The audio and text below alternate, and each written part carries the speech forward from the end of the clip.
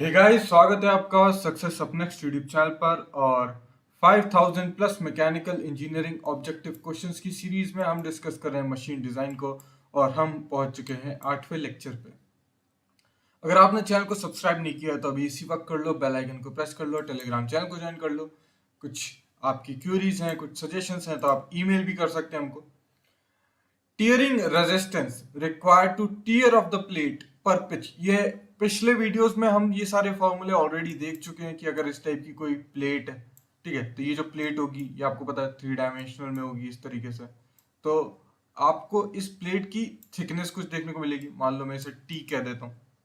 तो अगर ये प्लेट ऐसी ही होती और इस पे मैं इस तरीके से एक फोर्स लगा देता, से कुछ भी फोर्स लगा देता, पी नहीं लेता हूँ इधर, मैं एफ ले लेता हूँ, इस तरीके से फोर्स लगाता, तो मैक्सिमम मैक्सिमम जो भी स्ट्रेंथ होती, वो स्ट्रेंथ जो होनी चाहिए, वो जो हमारी जो आ रही है वो छोटी होनी चाहिए, कम होनी चाहिए।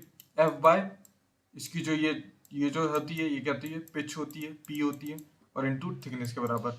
पर यहाँ पे अगर होल कर दूंगा मैं तो ये कितना हो जाएगा, पी माइनस डी के बराबर हो जाता था, ठीक है। तो P minus D into T, तो ये सिग्मा से मल्टीप्लाई कर दोगे तो आपका क्या आ जाएगा, डी ऑप्शन आ जाएगा यहाँ पे, ठीक है। तो ये इस तरीके से अगर पिच पे होल होंगे तो P माइनस डी आ जाएगा, कितने होल होंगे उतने होल टाइम्स वो कट जाएगी आपकी, ठीक है। अगर होल नहीं होते हैं तो फिर सीधे पीटी भी आ जाता है, ठीक है। तो इस टाइप से सिंपल क्वेश्चंस यहाँ पे बनते हैं। नेक्स्ट, क्रशिंग में मैंने बताया था हम प्रोजेक्टेड एरिया लेते हैं, और अगर आप इस तरीके से, एक रिविट क्या होगा, एक सिलेंडर के फॉर्म में होगा, उस रिविट का सिलेंडर होगा, ठीक है, इसका कुछ डायमीटर डी होगा।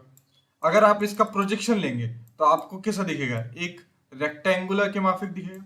ये इसकी डायमीटर डी हो जाएगा, और ये कितना, सॉरी, हाँ, ये डायमीटर डी हो जाएगा, और ये जो भी प्लेट की थिकनेस आती है वो थिकनेस यहाँ पे टी देखने को मिलेगी। इस तरीके से लगता है ना। ये मान लो एक लैप जॉइंट में बना रहा हूँ, इस तरीके से लैप जॉइंट मैंने बनाया, तो ये डायमीटर और ये जो होती है ये थिकनेस होती है, तो ये थिकनेस आ जाएगी।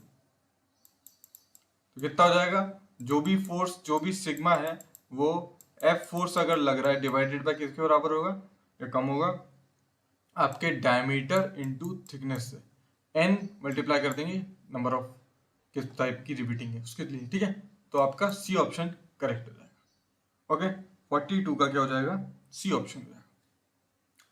आईबीआर के हिसाब से मैंने बताया था, जब शेयर स्ट्रेंथ हम निकालते हैं किसी डबल शेयर में तो वैसे यहां पे 2 आना चाहिए था, ठीक है, पर आईबीआर के हिसाब से 1.875 हो जाता है। The number of rivets in the shear shall be equal to the number of rivets in crushing।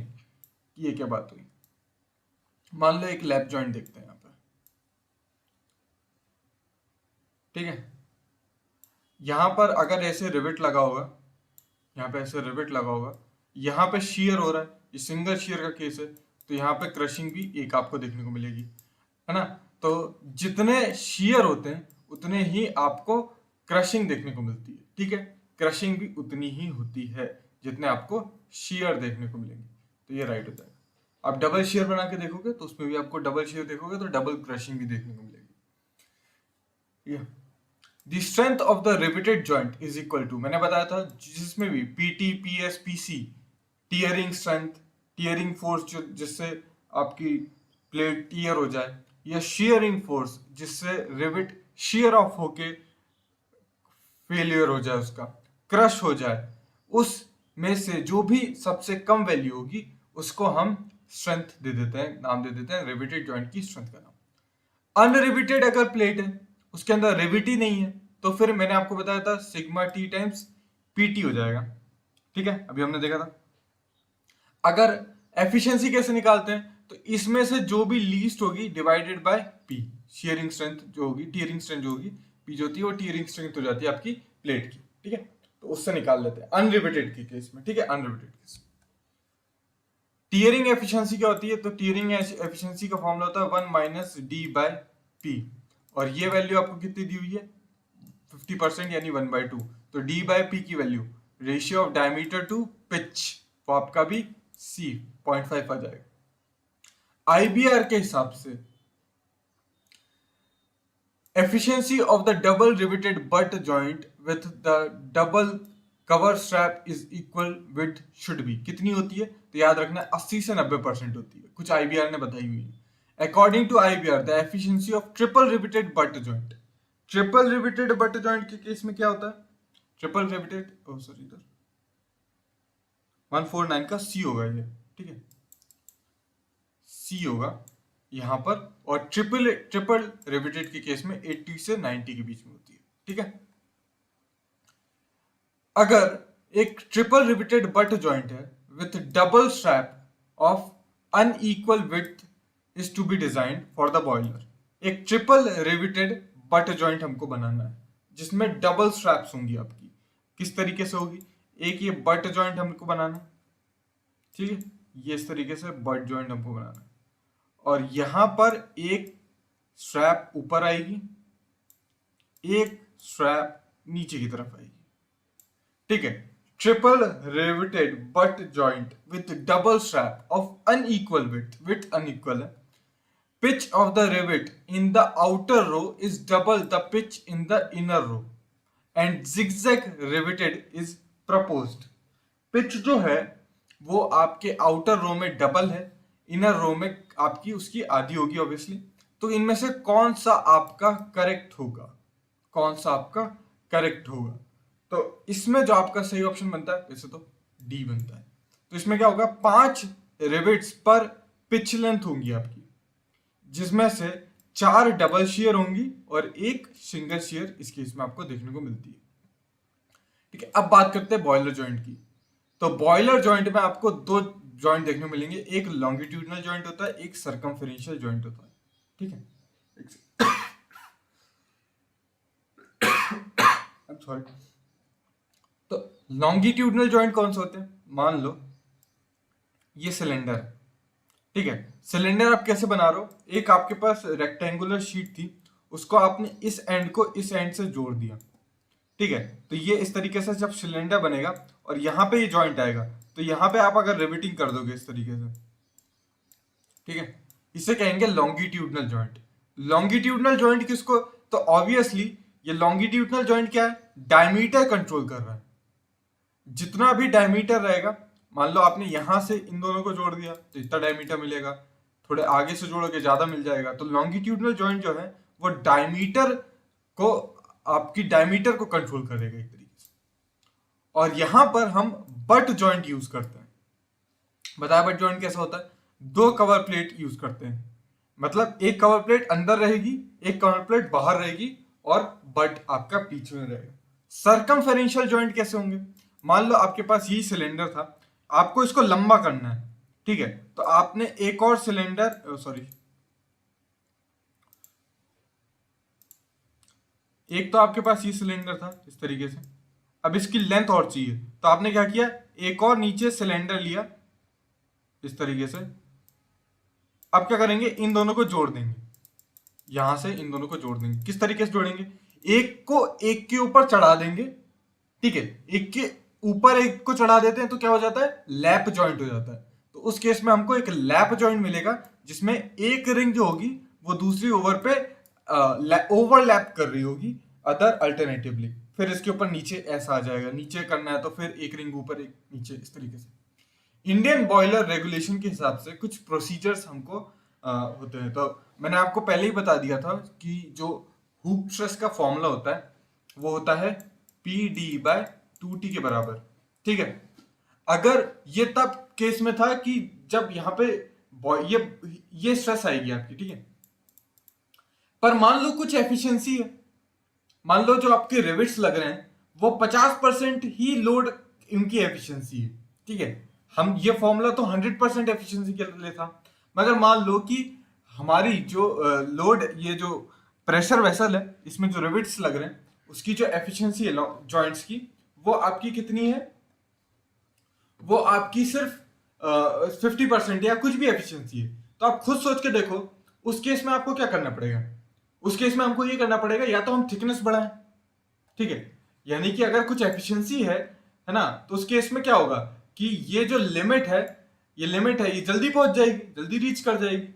ठीक है, कुछ इस तरीके से समझो कि तुम एक बहुत ही बढ़िया केस में तुम्हारी स्ट्रेंथ थी कि तुम 100 मेगा पास्कल की स्ट्रेस झेल सकते थे 100% एफिशिएंसी पे। पर चूंकि अब तुम्हारी एफिशिएंसी घट गई और अब तुम 50 ही झेल पाओगे, 50 पे ही टूट जाओगे। इसका मतलब क्या हुआ? इसका मतलब ये हुआ कि तुम जहां पे 100 झेल पाते थे अब वो 50 ही झेल पाओगे। तो 100 पे तो तुम 100 तो तक तो तुम पहुंचोगे नहीं, 100 पे तो फ्रैक्चर ही हो जाएगा। ठीक है, इसका मतलब क्या होगा कि हमको अगर अगर इस केस में हमको अगर ये सिग्मा अगर हमको स्ट्रेंथ चाहिए तो हमको थिकनेस बढ़ानी पड़ेगी। अगर ये टी जो होता है ये थिकनेस होती है, थिकनेस बढ़ानी पड़ेगी। थिकनेस कब बढ़ेगी? थिकनेस तब बढ़ेगी ना जब यहाँ पे एफिशिएंसी वाला टर्म आ जाएगा। मैं याद दिलाने की कोशिश कर रहा हूँ कि एफिशिएंसी वाला टर्म आएगा कहाँ पे। एफिशिएंसी वाला टर्म यहाँ पे आएगा, क्योंकि जब तुम टी की वैल्यू निकालोगे तो टी के लिए तुम्हारे पास ये फॉर्मूला आएगा। अब एफिशिएंसी जितनी कम, अगर ये 1% रहेगी तो सीधा यही आ जाएगा। एफिशिएंसी अगर 0.5% रहेगी, 0.5 रह देती है, तो ये थिकनेस जो हो जाएगी वो 2 टाइम्स हो जाएगी।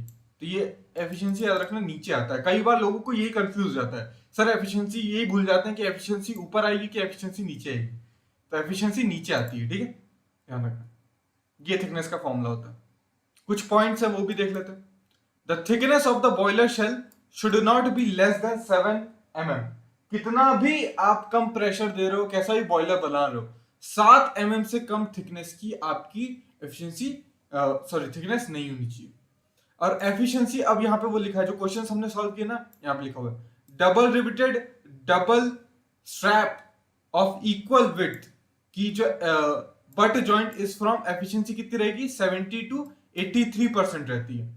और efficiency of the triple riveted butt joint with double strap unequal width 5 rivets पर पिच के केस में 80 से 90 के बीच में रहती है। तो क्वेश्चंस पहले आ गए थे, ये थोड़ी थोड़ी लेट आई है। फैक्टर ऑफ सेफ्टी 4 से कम नहीं होना चाहिए। देखो तो factor of safety boiler design में कितना ज्यादा रख रहे हैं हम। ठीक है, diameter of the rivets, diameter of rivets अगर थिकनेस ज्यादा है 8 mm से, तो हम ये अनविन फॉर्मूला लगाते हैं, इंपेरिकल फॉर्मूला। टी यहाँ पे अगर आप mm में रख दोगे तो डायमीटर आपको mm में मिल जाएगा। ठीक है, पर अगर प्लेट की थिकनेस 8 mm से कम है तो क्या करेंगे? तो इसको किया जाता है by equating shear resistance of the rivet to the crushing resistance. ठीक है, उस केस में शियर रेजिस्टेंस जो होता है रिवेट्स का, क्रशिंग रेजिस्टेंस से कंपेयर करके हम उसकी थिकनेस निकालते हैं। मतलब शियर रेजिस्टेंस मतलब टाउ हमको सिग्मा या फिर हमको शियर स्ट्रेंथ दे दी, सम टाउ दे दी, और crushing strength some sigma T दे दिया। तो tau into pi by 4 D square is equal to, ये कितना हो जाएगा? Pi D T, sorry pi नहीं आएगा, डी टी आएगा।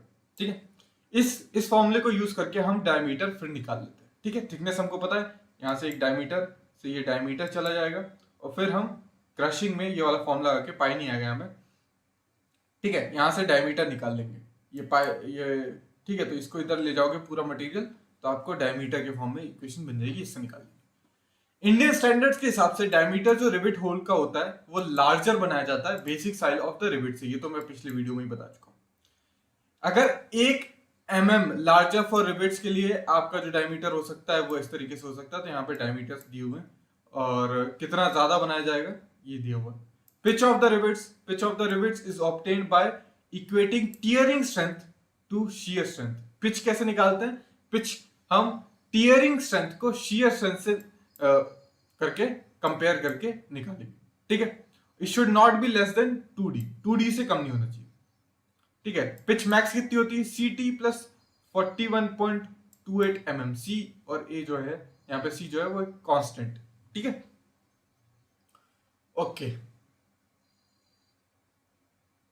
चलो। Distance between the rose of the rivet किस तरीके से निकालेंगे?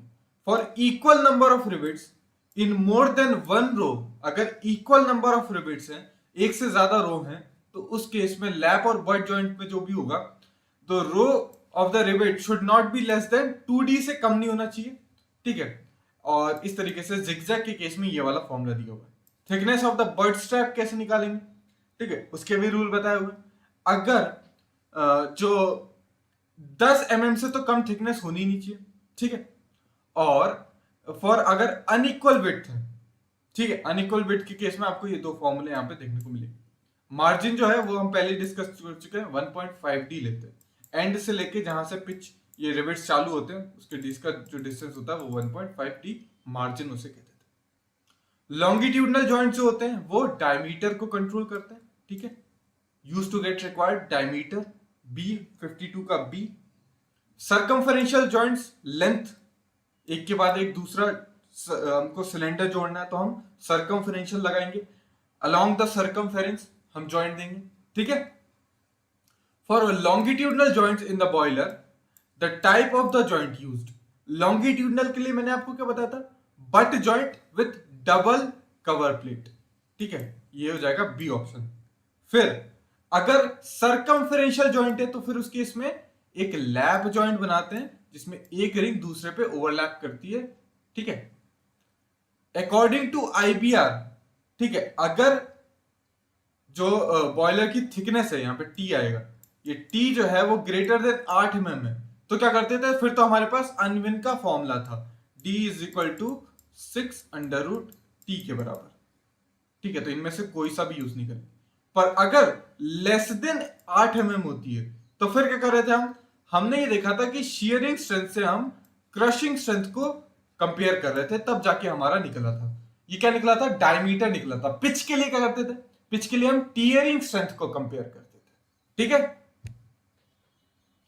According to Indian standard diameter of the riveted hole made larger than, तो हमने देखा था, ठीक है, यहां पे ये जो टेबल लगी है ये वाली टेबल, तो 1 mm से लार्जर के लिए 12 से हम 24 तक जाएंगे, फिर 1.5 के लिए 27 से 36 के लिए जाएंगे, 2 mm के लिए 39 से 48 तक जाएंगे। तो इसमें आपका जो है वो ये वाला सी वाला स्टेटमेंट सिर्फ करेक्ट होगा, ठीक, सी वाला correct. According to IBR thickness of boiler किससे कम नहीं होनी चाहिए, 7 mm से तो कम चलेगी नहीं। IBR के हिसाब से फैक्टर ऑफ सेफ्टी कितना लेते हैं, वो हम लेते हैं 4 के बराबर। तो बाकी सारे क्वेश्चंस हम नेक्स्ट वीडियो में देखेंगे। ये वीडियो का एंड है, आशा करता हूँ वीडियो आपको पसंद आएगा। वीडियो पसंद आया तो लाइक करो, चैनल को सब्सक्राइब कर लो, बेल आइकन को प्रेस कर लो, वीडियो को शेयर करो, वीडियो को लाइक करना तो भूलना ही नहीं है। So thanks for watching and as always have a nice day.